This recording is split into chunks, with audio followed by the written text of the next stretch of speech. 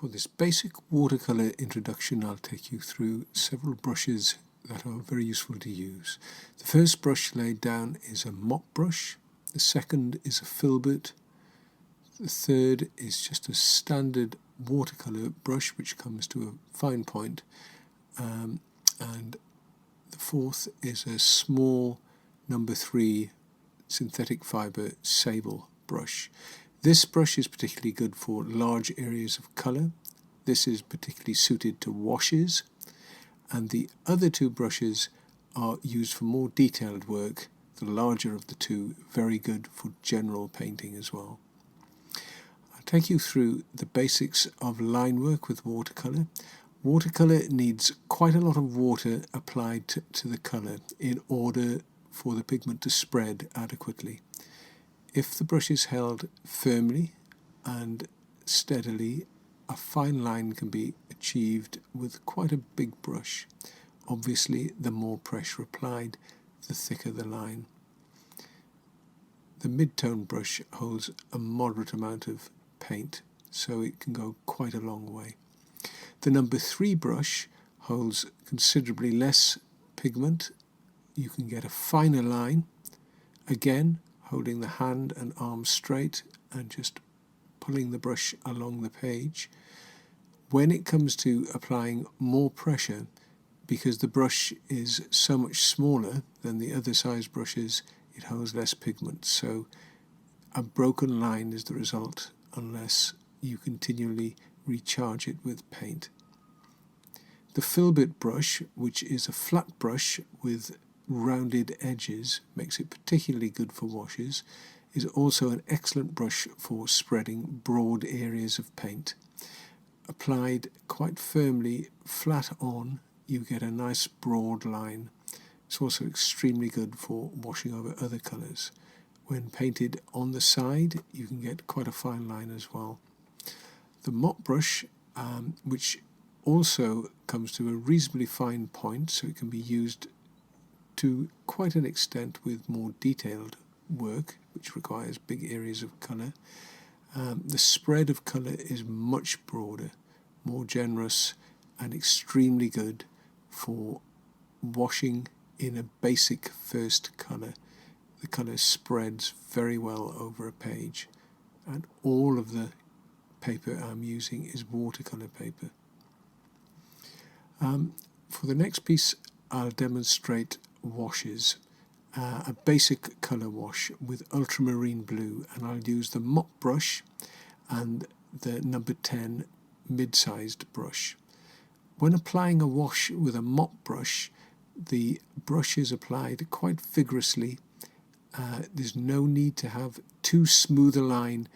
You can apply the pigment quite roughly, so long as the brush is charged with adequate water.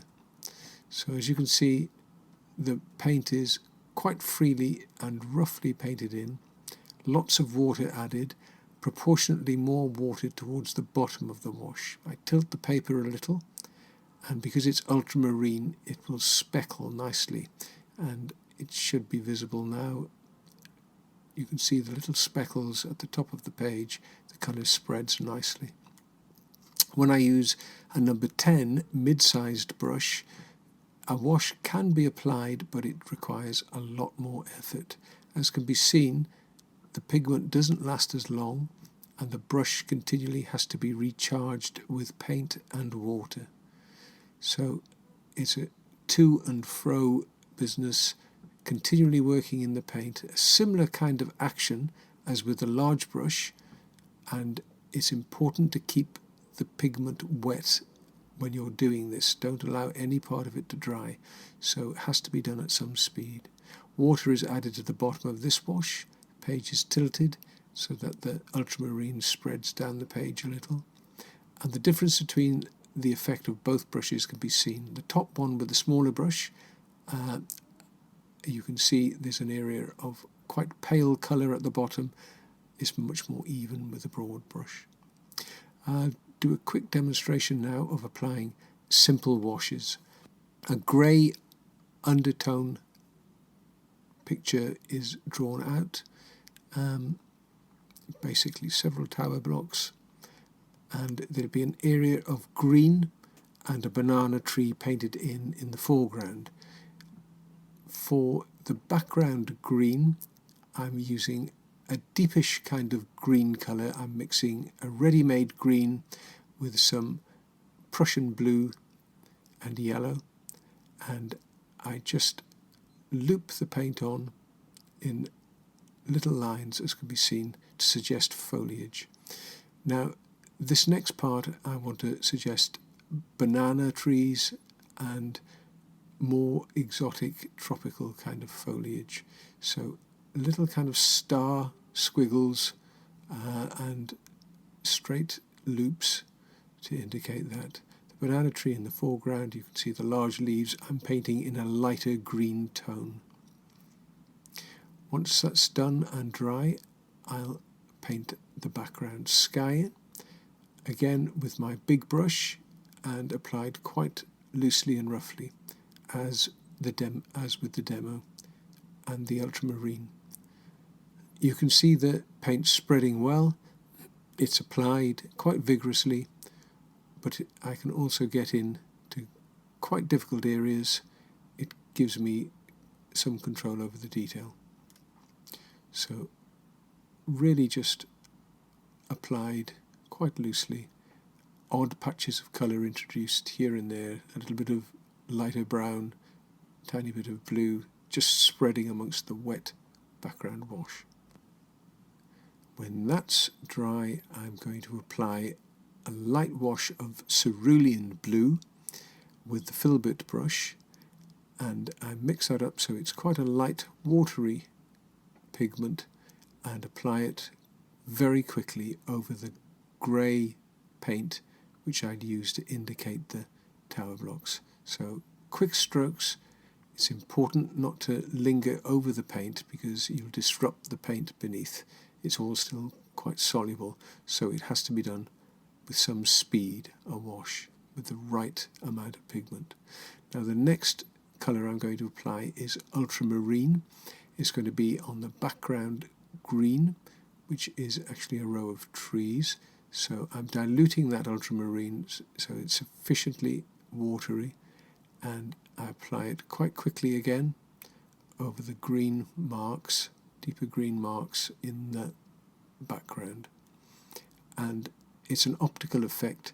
The blue merges with the green to give the appearance of a deep blue-green, a deeper kind of green.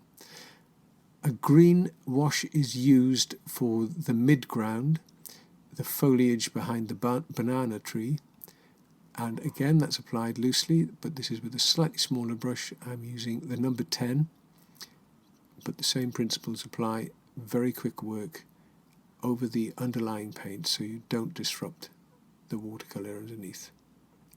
And it settles and fuses and looks very effective.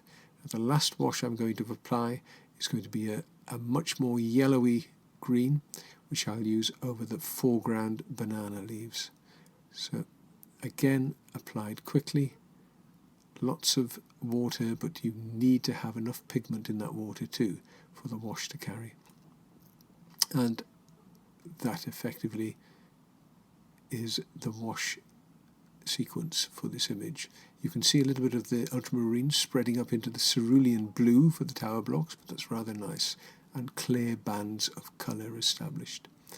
For the last demonstration, I'm just going to show how the bridge in the Vietnamese Long Bridge picture is basically painted very simply. It's a mixture of raw sienna and ultramarine blue, and the bridge is drawn on with the number 10 brush. The girders and the geometrical form is indicated just with simple strokes, and the effect is one of accumulated structure. The geometry of the bridge is quite clear to see. Once that's dried, a darker combination of ultramarine and raw sienna is applied, going straight over the girders and catching the edges. The light source is coming from the other side of the bridge, so this is slightly in shadow. So those dark tones are worked up adequately. And once those two tones are established, a very light wash of cerulean blue is added on top of the darker areas, the areas with the darker paint. And the effect of that is really rather subtle. It subdues the tones, but it gives them greater depth as well. So that's the purpose in washes, giving the colours more form, more depth, and really bringing out the tonal values in a picture far more efficiently than any other way.